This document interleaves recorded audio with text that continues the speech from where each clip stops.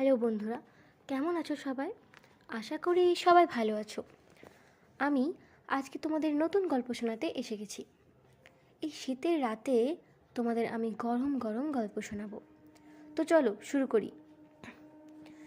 একদিনের সকালের কথা। আমি স্বামীকে ডাকতে গেলাম।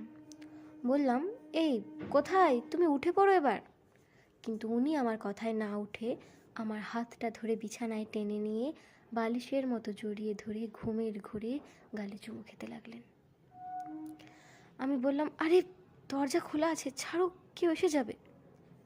সে আলসে মুখে বলল, আসুক, তাতে আমার কি, আমি আমার বউকে আদর করছি। এই বলে কাছে টেনে নিয়ে আরও জোরে জোরে চুমু খেতে লাগলো। আমি বললাম, এই তো কাল রাতে এত আদর করলে, ওঠো, এবার বের হতে হবে।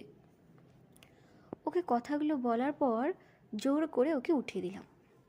ও ঘুম ঘুম চোখে বলল, ধুর বাবা, ভালো লাগে না, চাকরি ছেড়ে দিতে হবে এবার। ওর কথাটা শেষ করতে দিলাম না। ওর হাতটা ধরে টেনে নিয়ে বললাম, যাও ফ্রেশ হয়ে আসো। মায়ের টেবিলে ব্রেকফাস্ট সাজানো হয়ে গেল বোধহয়। সে ঘুম ঘুম চোখে উপরের বাথরুমের দিকে চলে গেল। আমি দেখে এলাম কিছু ভুলে গেলাম নাকি ব্যাগের মধ্যে। মিনিট 10 পরে বাথরুম থেকে ওর আওয়াজ হলো, ওই আমার শ্যাম্পুর বোতলটা একটু দিয়ে যাও তো। আমি শ্যাম্পুর বোতলটা নিয়ে বাথরুমের দরজার কাছে গিয়ে টোকা দিলাম। এইবার সে আমার হাত সহ ধরে টেনে আমাকে বাথরুমের ভিতর নিয়ে গেল। তারপর দরজা লক করে আটকে দিল।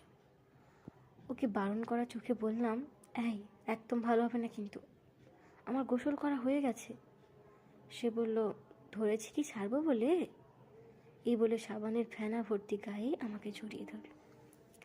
ঠিক এমন সময় মা উপরে উঠে এসে ছেলে বৌমা কাউকে দেখতে না পেয়ে ডাক দিল, বাবা বৌমা কই তোরা। আমি রাগের কণ্ঠে তাকালাম, বললাম, তোমার জন্য ফেসে গেলাম, এখন মাকে কি জবাব দেই। সে একটু এমন নাছোড় বান্দা। সে বলল, ঘুম থেকে ওঠার সময় একটু আদর করতে দিলে এখন কি আর এমন হতো? তখন আদর করতে দাও নাই, এখন দিতেই হবে। আমি বুঝলাম সে আমাকে ছাড়বে না। হুট করে তাকে একটা চুমু দিয়ে আমি শাশুড়ি মাকে আওয়াজ দিলাম, মা আমি বাথরুমে আছি। মা বলল, ছেলে কোথায়? আমি এখন কি জবাব দিই? মিথ্যা কথা বললাম, জি মা, আপনার ছেলে মনে হয় দাঁত মাজতে মাজতে বাইরে চলে গেছে। শাশুড়ি মা নিচে খোঁজাখুঁজি করে দেখল, কই খোকা বাইরে গেল, আমি দেখলাম না তো। এরপর শাশুড়ি মা বলল, যাই হোক, আমি গিয়ে জল খাবার সাজাচ্ছি, তুমি চলে আসো। শাশুড়ি মা নিচে চলে যাওয়ার আওয়াজ পেয়ে আমি ওকে বললাম, তোমার জন্য আমার আবার শাশুড়ি বদলাতে হবে, বাড়তি খাটুনি। সে হাসতে হাসতে বলল, যেমন কর্ম তেমন ফল। আমি বাথরুম থেকে বের হয়ে এসে নতুন একটা শাড়ি বের করে পরতে আরম্ভ করলাম। ঘরের বন্ধ দরজার ফাঁক দিয়ে এদিক ওদিক তাকিয়ে এসে বলল, কই তুমি খুলো তাড়াতাড়ি। আমি এলোমেলো শাড়ি বুকে জড়িয়ে ধরে আর এক হাতে দরজা খুলে দিলাম। সে ঘরের ভিতর ঢুকে আবার দরজার সিটকানি লাগিয়ে দিল। তারপর আমি দাঁড়িয়ে আছি, ও আমার পিছন থেকে জড়িয়ে ধরে আমার ভেজা চুলে মুখ খুঁজে দাঁড়িয়ে আদর করতে লাগলো। তারপর আমি বললাম, তুমি এমন করতেছো, জলদি জলদি বের হও না, কয়টা বাজছে মনে আছে তোমার? সে বলল, এই খুনসুটিময় জীবন ভালো লাগে না, জীবনটা শেষ হয়ে গেল। আমি এবার হাসি মুখে বললাম, ওকে ঠিক আছে, যত বেশি ছুটি পাবে তত বেশি আমায় জ্বালাবে, এবার ঠিক আছে? সে বলল, ধুর, বিয়ের পর না হয় একটু ঝগড়া করলাম, খুনসুটি করেই একসাথে থাকলাম। আমি তার কাঁধে হাত রেখে বললাম, সব হবে, একদিন আমাদেরও দেখিও, আর কয়েকদিন ধৈর্য ধরো। এবার আমি তার হাত ধরে বললাম, আবার কবে ছুটি নেবে বাড়ি আসার জন্য? সে আমায় বলল, জানোই তো বেসরকারি জব, ছুটি চাইলে কি ছুটি পাওয়া যায়? জল খাবার খেয়ে বাবা মাকে বিদায় দিয়ে দুজনে বেরিয়ে পড়লাম গাড়ি নিয়ে। সে কলকাতা চলে যায় আর আমি বর্ধমান। দুজনে দুই প্রান্তে থাকি। একদিনের ছুটি পেয়ে দুজন দুজনের খুব কাছে যাওয়া হয়।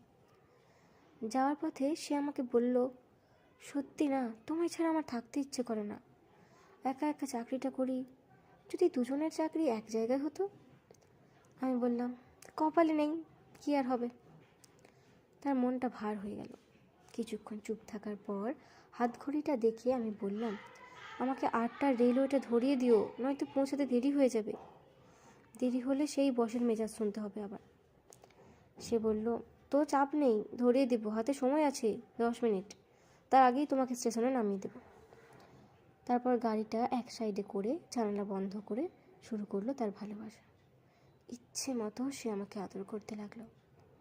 এতে বেশ কিছু সময় চলে যাওয়ার কারণে 8টার ট্রেনটা মিস হয়ে গেল। তবে এতে চিন্তার বিষয়টা কোথায় যেন হারিয়ে গিয়েছিল। সে আমাকে রেখে কিছুক্ষণ পরেই চলে গেল পরের ট্রেনে। এর অনেকক্ষণ পর পরবর্তী ট্রেন আসলো। আমার বর্ধমান পৌঁছে অফিস ধরতে প্রায় 12টা বেজে গেল। অফিসে পাটা রাখলেই বুকটা দূর দূর করতে লাগলো। এবার বস গরম মেজাজ দেখিয়ে কথা শোনাবে। কিন্তু অফিসে ঢোকার সাথে জানতে পারলাম বস কয়েকজনের সাথে মিটিংয়ে বসেছে। কিন্তু মিটিংয়ের খবরটা আমি জানতাম না। যখনই ফোনের ইমেলটা চেক করলাম, দেখলাম আগের দিন রাতেই বস মিটিংয়ের জন্য মেসেজ দিয়ে রেখেছে। কী আর করব, অফিসে কাজ করতেছি। মিটিং শেষ হতেই বস যখন আমাকে ডেকে পাঠালো, তখন আমি ভাবলাম মনে হয় আমার কপালে দুঃখ আছে। কিন্তু বসের ঘরে যেতেই বস নরম কণ্ঠে বলল, আমাদের কলকাতাতে নতুন একটা শোরুম খুলবে, তুমি কি যাবে? আমি তো মহা খুশি, আমার স্বামীর সাথে একসাথে খেলতে পারবো এই ভেবে। পরবর্তীতে কলকাতায় কি হলো তা জানতে সাথেই থেকো। আজকের গল্প কেমন লাগলো তা কমেন্ট করে জানাও। আরও নতুন নতুন গল্প পেতে আমার চ্যানেলটি সাবস্ক্রাইব করে রাখুন বন্ধুরা। ধন্যবাদ।